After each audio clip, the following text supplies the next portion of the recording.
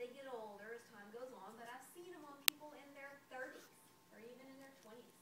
So depending on whether skin cancer runs in your family or how much sun you had or if you're just plain unlucky, you can get a basal cell skin cancer. So if you have any new pink or shiny bumps, that's something to look out for too, especially if it's growing or if it's bleeding or if it hurts. Those are usually some bad signs. This is a little one.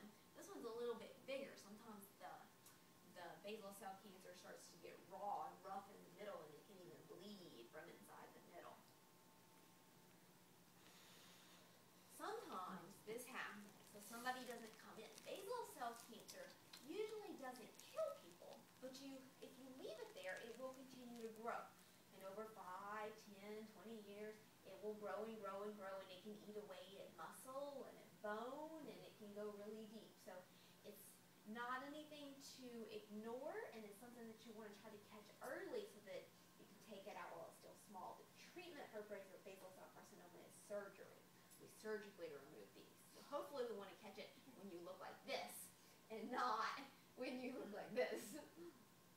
Basal cell carcinoma isn't always a bump. Sometimes it's just a flat, very firm, kind of hard spot. And so any pink spot that's not healing is always kind of suspicious for a basal cell skin cancer. That's another basal cell skin cancer. You know, we can show textbook pictures of these. We can put pictures in magazines to educate people about what skin cancer looks like. But the truth is kind of that skin cancer is going to look like whatever it wants to look like.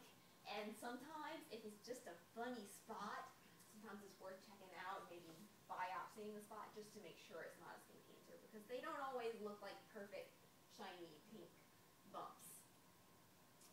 So this is a different kind of skin cancer. This is called a squamous cell skin cancer. Squamous cell skin cancers tend to be a little more flaky, a little less shiny, and a little more flaky, and sometimes they get a really hard crust on them. It's the same treatment as the basal cell skin cancer. You still have to surgically remove it, and you want to catch it while it's small. Squamous cell skin cancer is a little bit more dangerous than basal cell skin cancer, though, because it can spread to your lymph nodes. It can spread to your internal organs, and sometimes it does kill people. So anything that's a squamous cell skin cancer, we really want to catch that early. This is another squamous cell skin cancer. This is a gentleman that was a fisherman and had a lot of sun on his lip, which is easy to get here in California, especially if you're out and about all day long. Your lower lip sticks out, and when the sun comes down on your face, your lower lip, along with the bridge of your nose, is one of your cheekbones, and the tops of your ears is one of the places it hits. So, and a lot of people wear sunscreen, but they don't remember to put any on their lips. This is a really bad squamous cell skin cancer, so sometimes they can just, you leave them there for a year or two, boy, they can just grow and grow and grow, and then you end up having to go see the plastic surgeon and, sometimes getting an ear or a nose rebuilt and that sort of thing. So skin cancer is very curable if you catch it early. So this is something a little bit different. This is called melanoma. So this is the kind of skin cancer you don't want to have. This is the really dangerous kind that kills people. So there's 4 things to remember about melanoma. We call it A, B, C, D. Has anybody heard of this before? Does anybody know the A, B, C's, and D's? No? Yeah? Yes. Yeah?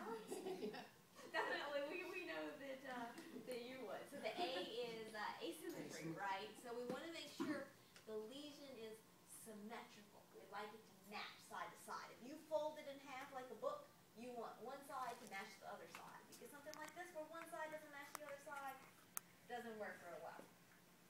The B is for border. We like it to have a nice, clean, defined border. We like to tell where it starts. We like to tell where it stops. We don't want anything fuzzy around the edges, little fuzzy spots around the edges where you're not sure if there's a little bit of black color there or not. We don't like that at all. C is for color. We like spots to be one color. You can see on this spot, it's mostly kind of reddish brown, but then over here there's a dark spot. There's kind of a more black spot here, and the color is uneven, so it's not symmetric. So if you took that and folded it in half like a book, one side wouldn't match the other. So that's kind of a bad sign right there as far as skin cancer goes. And then the D stands for our diameter. So the diameter is 6 millimeters, or about the size of a pencil eraser. So anything that's bigger than a pencil eraser, especially if it's growing or if it's changing, it's really something you want to get checked out.